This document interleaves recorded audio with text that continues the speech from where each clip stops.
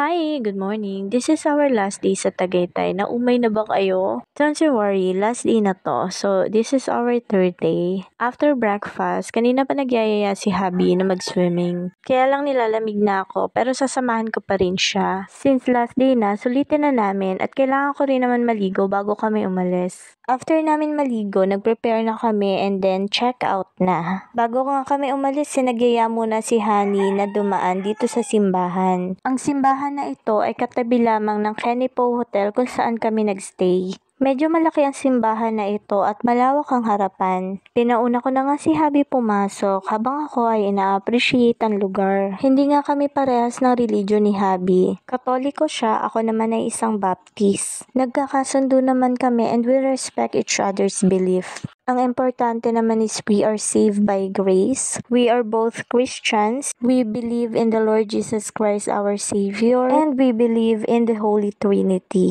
So maraming aspects or doctrine na magkaiba na kung ipipilit namin sa isa't isa is debate yung mangyayari. Ako pa naman is by the book and they are more on nakasanayan. Anyway, as long as we pray together and God is the center of our marriage, we bypass the religion kasi hindi kami magkakasundo if ever. At katulad ng palagi niyang sinasabi sa akin na he prayed to God na ibigay niya ako sa kanya. At yun daw yung consistent niyang pinanalangin at namanata siya and all. At kung iisipin ko rin naman talaga, hindi ko inaasahan, napakalabong mangyari na siya yung magiging asawa ko. Napaka-sweet nga niya sabi niya, napaka-imposible na daw ng binigay sa kanya ni Lord and that is me. Kaya we have faith na lahat ng pagdadaanan namin ay malalampasan namin. Lalo na kung ganito kamadasalin yung asawa ko. Uy, hindi lang ako basta nagvi-video dyan nagpray din ako. So, pagkatapos nga niya lumabas na kami. Hindi pa pala tapos kasi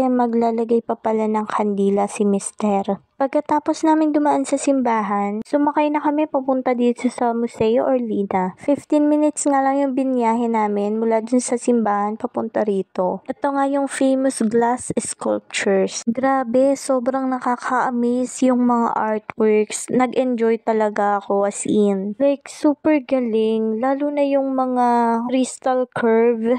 Ang ganda at ang galing na pagkakagawa ng mga sculptures. This Museo Orlina nga pala, it has 4 levels of exhibit area. Hanggang 3rd floor ito at may roof deck kung saan matatanaw ang view ng Taal Lake. May amphitheater at merong sculpture garden. Mostly, halos lahat ng artworks is gawa ni Mr. Ramon Orlina. He is the pioneer and a practitioner of glass sculpture in the country. Sobrang ganda ng mga arts niya at bawal nga pala ditong mag-video kaya puro pictures lang. Bawal din na magdala ng selfie stick or tripod kasi understandable naman. Baka mamaya kasi masagi yung mga artwork. At kahit walang video, super nag-enjoy pa rin ako mag-picture, diba? At the same time, appreciating na mesmerize talaga ako sa mga artworks. Yung mga crystals na yan, kung titingnan mo in a different angle, nagbabago talaga. Kung ganito kaganda yung mga artworks na lilibutin ko, hindi ako makakaramdam ng pagod kasi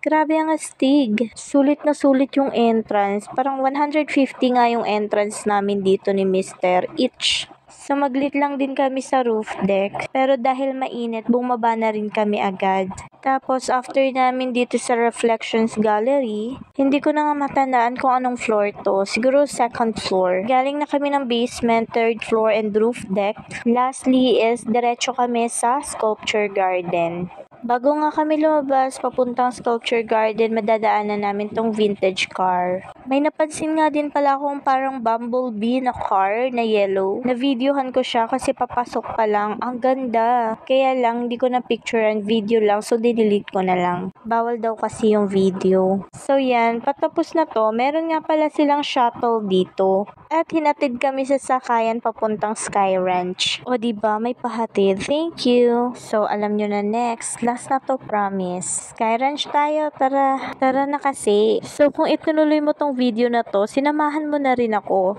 Nanood ka nga lang. So, here we are sa Sky Ranch. Wala naman masyadong ganap dito sa Sky Ranch. Maganda lang yung view. Then, may mga rides. Hindi naman ako fan ng rides.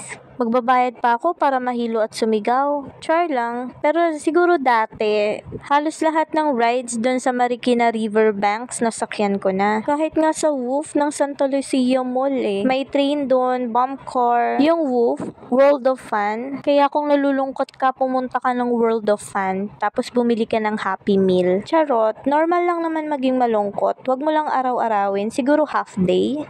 Alam mo, technique ko kapag nalulungkot ako, tumingin ka sa mga taong mas mahirap yung sitwasyon sa'yo. Doon mo marirealize na you should be grateful. Tingnan mo tong kuko ko na putol. Ang sakit niyan. Malayo to sa bituka, na-share ko lang. Kasi part siya ng memories ko dito sa Tagaytay. Kaya yung pictures ko dito sa Tagaytay nakabalot ng tissue ang aking daliri kasi baka sumabit pa. Going back sa sinasabi ko kanina, lahat tayo may pinagdadaanan, iba't ibang level. So, kung nasa level 5 ka na or level 10, abagalingan mo. If that's the game that Gods want you to play it well. Niyayaya nga ako ni Mr. na mag-rides. So yun, sa Ferris wheel lang ako nag-agree. Kung rides ang pag-uusapan, nakapunta nga pala ako ng Star City bago tumasunog.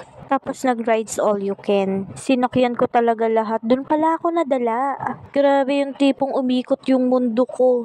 Tapos yung last ride na sinakyan ko, nakatulala talaga ako. Hindi ako makausap, hindi ako makakain. Hanggang sa pag-uwi ko at pagtulog ko, feeling ko nakasakay pa rin ako dun sa rides. Sinulit ko talaga yung rides all you can. Sinakyan ko talaga lahat, pati mga extreme rides. Tapos guys, nasunog yung Star City. Hindi ko naman siya isinumpa. Anyways, kung mapapansin nyo, inulit ko yung mga pictures kasi hindi pa ako tapos magkwento.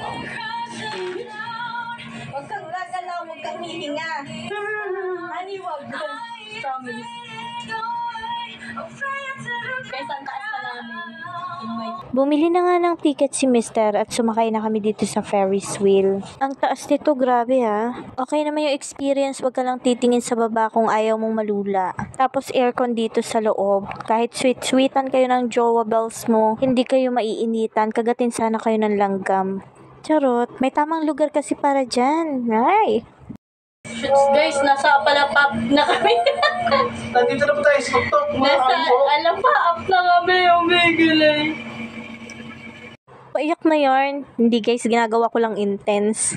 Pero kidding aside, nakakahilo So at this moment, pababa na kami. Ayang napapansin nyo na paikot na isa pang rides. Na-try ko yan sa Star City at hindi na mauulit. Medyo mabagal siya dyan, pero nung sa Star City, ang lakas, ang bilis niya. Pagbagsak niya talaga, parang humiwala yung kaluluwa ko. Oh no. Isa pa dun yung nasa car kayo, tapos tubig na may slide. Grabe.